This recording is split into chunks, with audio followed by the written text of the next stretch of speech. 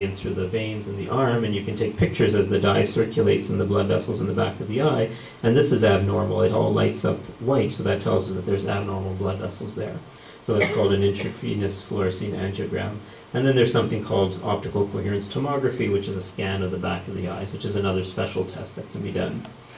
So how do we treat macular degeneration? And I had one question about this already. So for dry macular degeneration, our best defense or best form of prevention is vitamin supplementation.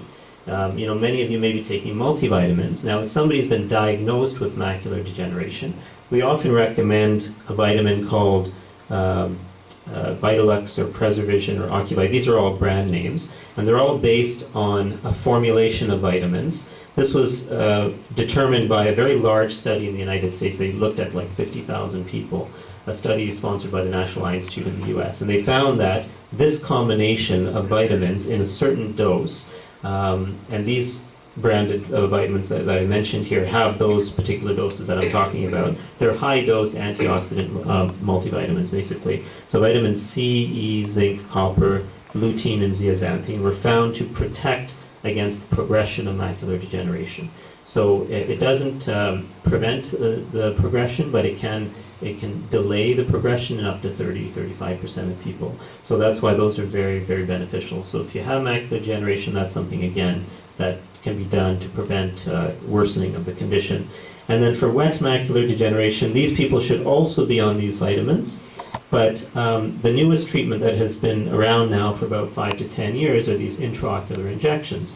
And these injections are used for other type of retinal diseases as well, not just for macular degeneration, but there's Avastin, Lucentis, Eylea. Again, these are all brand names. But basically what this injection does is it dries up the blood vessels, and that's something that has to be done on an ongoing basis.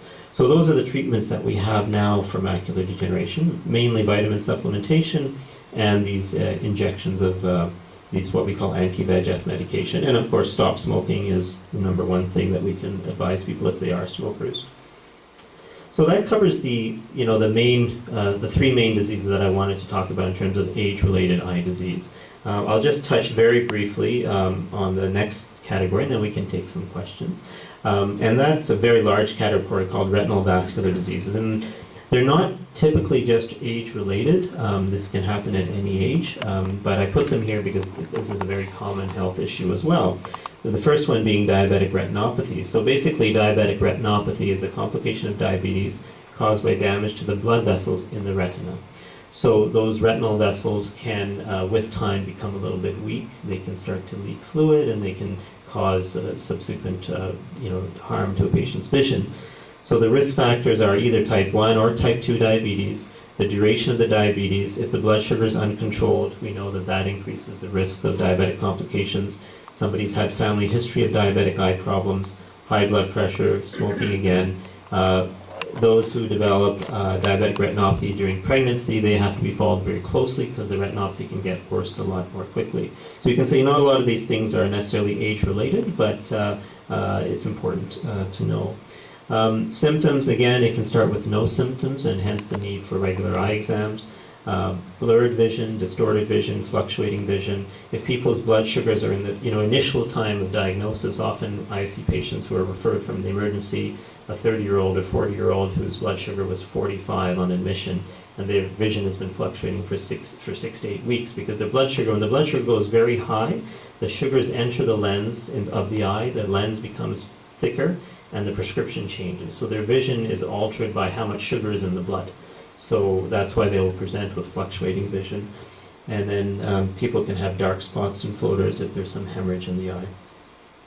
And then again, a brief classification. A lot of people with diabetes will have non-proliferative diabetic retinopathy, which is not too bad. Often we just see a few things in the back of the eye when we look inside, but it's not affecting a person's vision. So for most people, it's not a major concern, but it has to be monitored.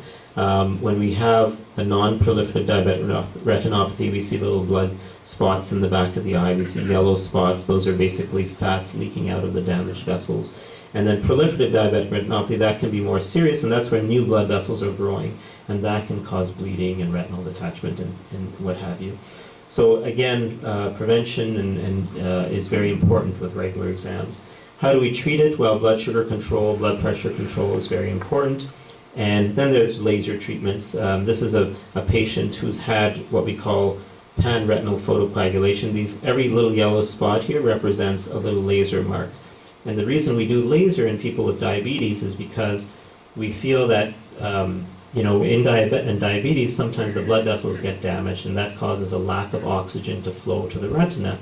And when the retina becomes ischemic or doesn't have oxygen, it starts to release certain chemicals, which causes those new blood vessels to form. So you want to eliminate the tissue that's causing the growth of new blood vessels. So basically, you're sacrificing a little bit of the peripheral retina to maintain the macula or the central retina so that people can maintain their vision. So that's the goal of laser treatment for the most part. And then again, as I said, screening and prevention. So routine eye exams, most diabetics should be seen every year. I say 1 to 2 years because if somebody's had diabetes for 20 years, they're really well controlled, they're only on oral agents, they've never had a blood sugar above 7 since they've been told they have diabetes, well, they don't need to be seen every year, they could be seen every second year if things are stable. If somebody has diabetic retinopathy, they may need to be seen more frequently. And these days, most of the optometrists can do the screening exam, ophthalmologists can do it as well. I say these days because I find the more recent optometry graduates are better trained at doing retinal exams, and so they can do the screening, and we work closely with them, so they can refer to ophthalmologists if they need treatment. And then, as I said, blood sugar control and blood pressure control is very important. So those are the big topics. I'll just mention this briefly. Another thing that is more common with age, and that's called retinal vascular occlusions. Again, you'll see a similar theme here.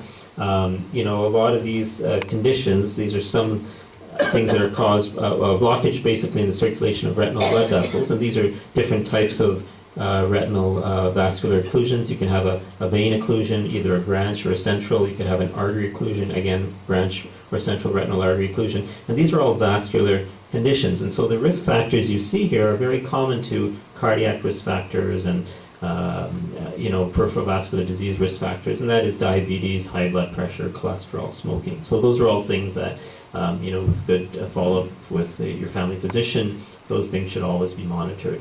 And of course, if there's any acute change in the vision, then you should seek, medical attention. So that's it. So I think we'll. So that's it for today. Thank you. Let's open the table some questions. And that's the little girl that was just running around in the front. So. I think, firstly, you would agree he is an elegant speaker. Yes. One of the best that we had so far. One of the best. Very concise, very clear, up to the point that we all can understand. So Anuj, that's a great presentation. Questions? Yes or no? It was an eye-opening presentation. No pun intended. Beautiful, thank you very much. Are there any nutritional recommendations to maintain eye health? Yeah, so good question. So, there have been studies looking at people's diet. They looked at very large. Oh, sorry, yes. So the question was, are there any nutritional recommendations to preserve eye health? So yes, I think the most important thing that we've learned over the last 10, 15 years is that good nutrition does promote good eye health. So eating lots of fruits and vegetables, green leafy vegetables, colored berries, have antioxidants, anything that's high in nutrients will help prevent eye disease. So those the vitamin supplements that I was listing, vitamin A and C and lutein, zeaxanthin, these are these are vitamins and minerals that are found in fruits and vegetables. That's very important. So if you maintain a well-balanced diet, again, very high in fiber and high in nutrient content. And you follow the Canada Food Guide, I would say, 5-6 servings of fruits and vegetables a day. That's probably your best defense. In addition to the vitamins, people ask, well, do I have to take these vitamins? Well, you don't. If you have a good diet overall, then you don't necessarily need to take the vitamin supplements. If you have more advanced eye disease, then the supplements will probably be of benefit. But in general, for the general population, yes, a balanced diet, and again, fruits and vegetables are key. I want to ask you, how about the omega-3 fish oil Right. Is there any place for it? So in fact, one of the manufacturers, manufacturer of Vitalux, started putting omega-3 in their Vitalux pills. And so then they were marketing it as such. And they put it in their supplements before research showed whether or not it was of any benefit.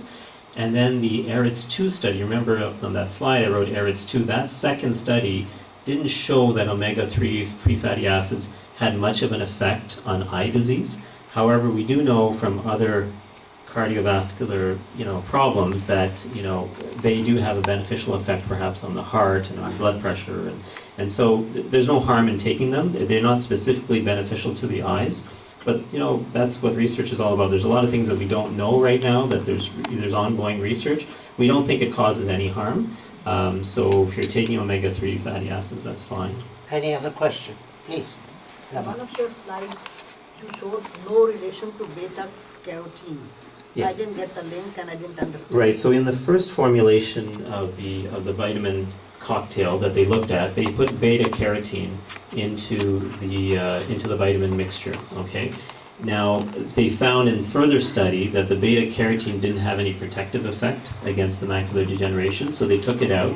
And in fact, there was a suggestion that people who are smokers who take beta carotene have a higher risk of lung cancer.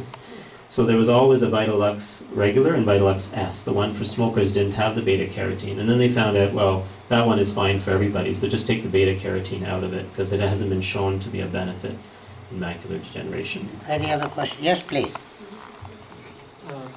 You mentioned the importance of periodic eye exams, and the thing is, when I go to get glasses, over the past several years, sometimes I get an ophthalmologist, sometimes I get an optometrist.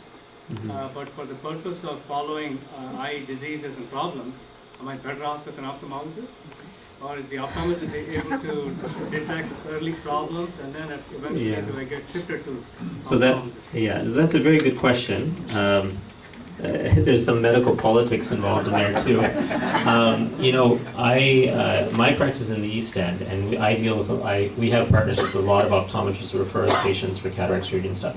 And so you get to know, like in any field of work, you have people who are good and some people who are probably maybe not as thorough. And there's some optometrists who are a lot more thorough, so they'll do the dilated exams. And I have no hesitation in recommending my patients to see this optometrist or that optometrist. I know they're going to do the full A to Z.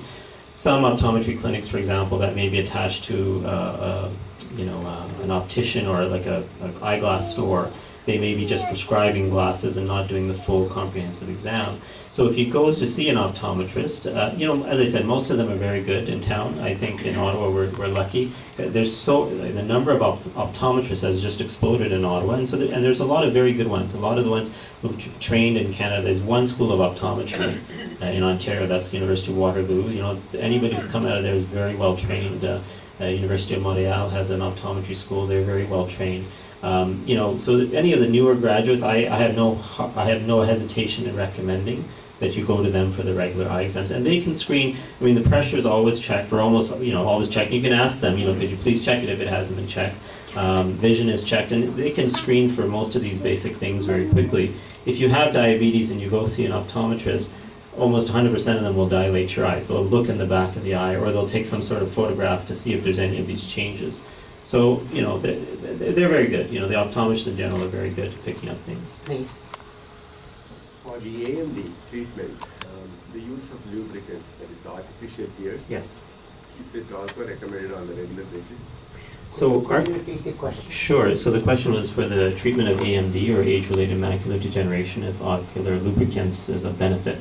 So, for macular degeneration, lubricants actually don't do very much because the lubricants are for the external eye. We didn't talk about external eye problems, but dry eye is a very common problem.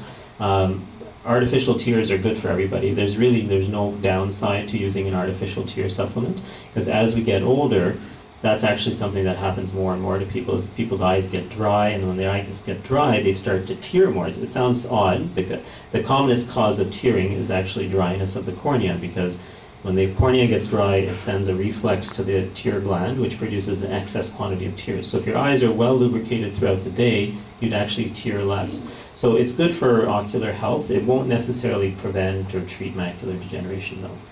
Please. I have a sort of a personal problem. like you call it a wet.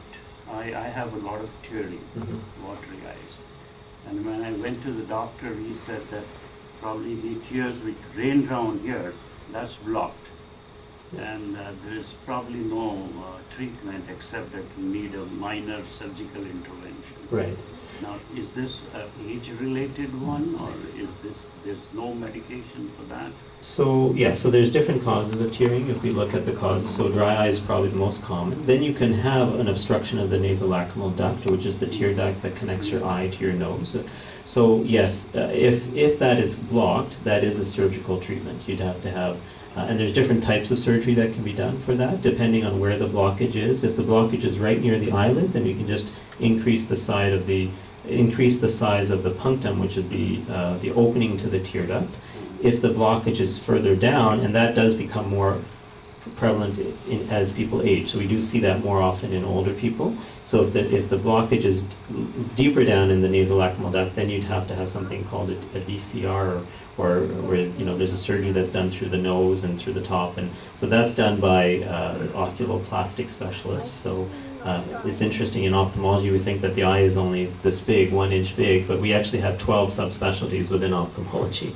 So that's done by an oculoplastic person. So yes, surgery is sometimes needed for tearing if there is a blockage. Said, sir?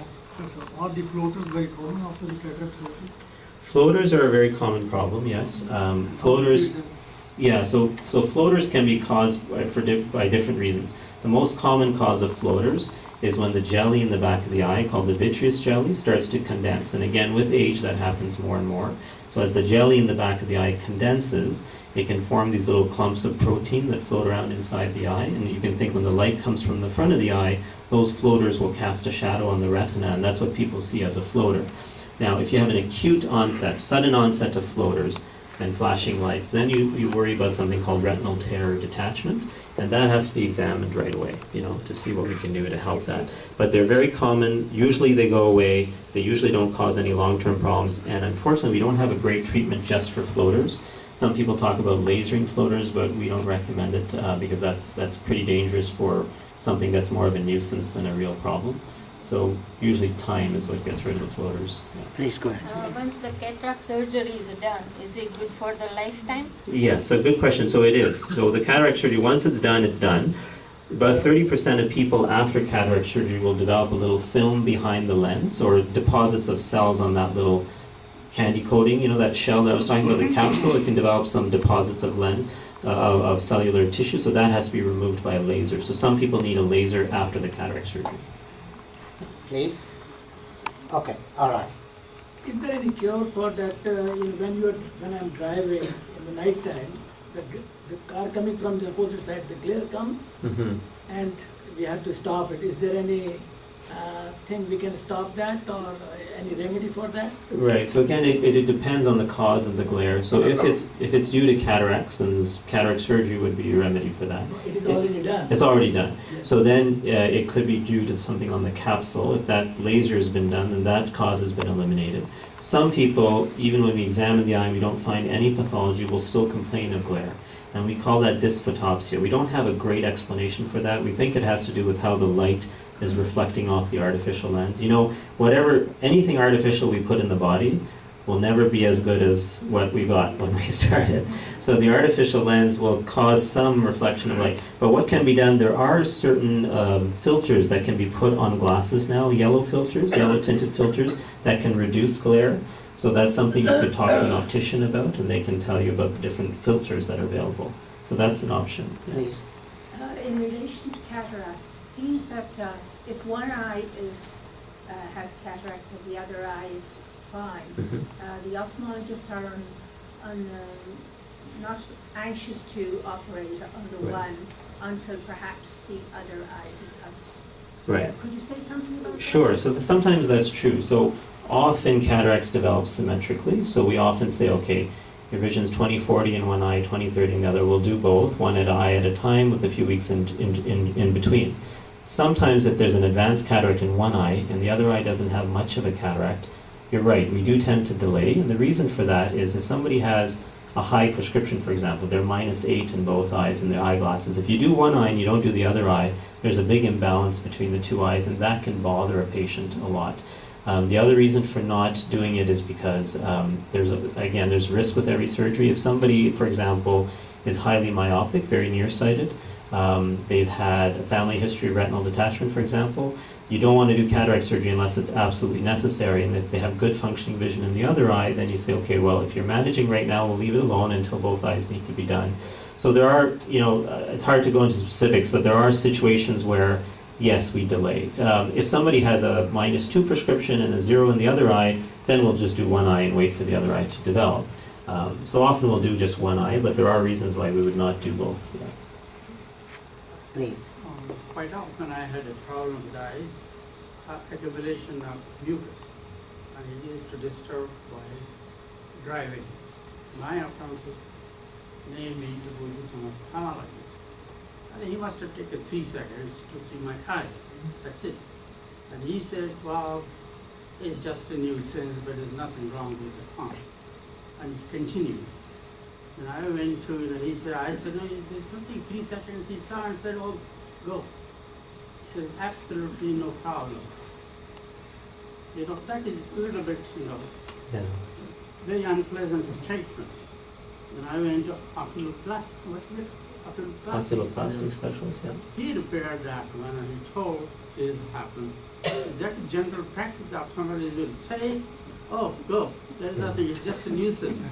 You know, Nothing else. They don't want to- we all have our experiences with the medical profession, and medicine, as Dr. Jindal and my father and other physicians will tell you, medicine is often it's more art than science sometimes, and how you deal with the patient is very important. Obviously, I understand that was not a pleasant experience for you. So, I mean, if there's something that ophthalmologist didn't explain fully or couldn't understand, then yeah, perhaps a second opinion is warranted. There are reasons why people can get discharge. Allergies can cause it, dry eyes can cause mucus discharge, an abnormal lid position can cause that.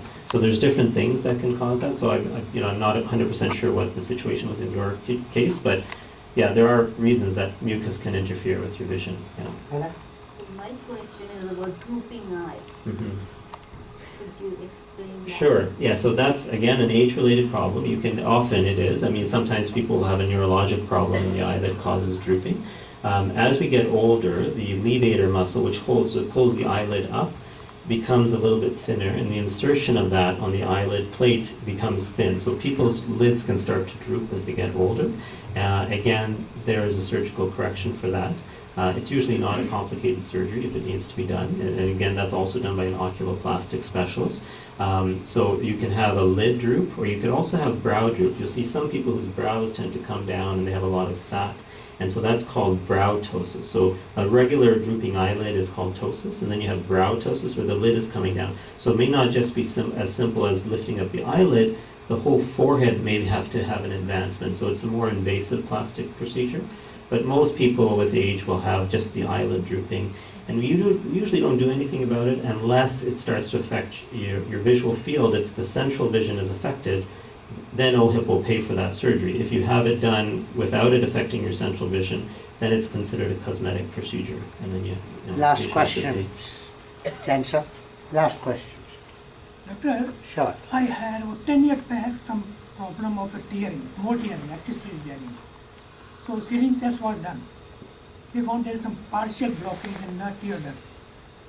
Partial blocking, so to remove the partial blockage, then surgery was done. That has given me another trouble of post-nasal drip for a long time.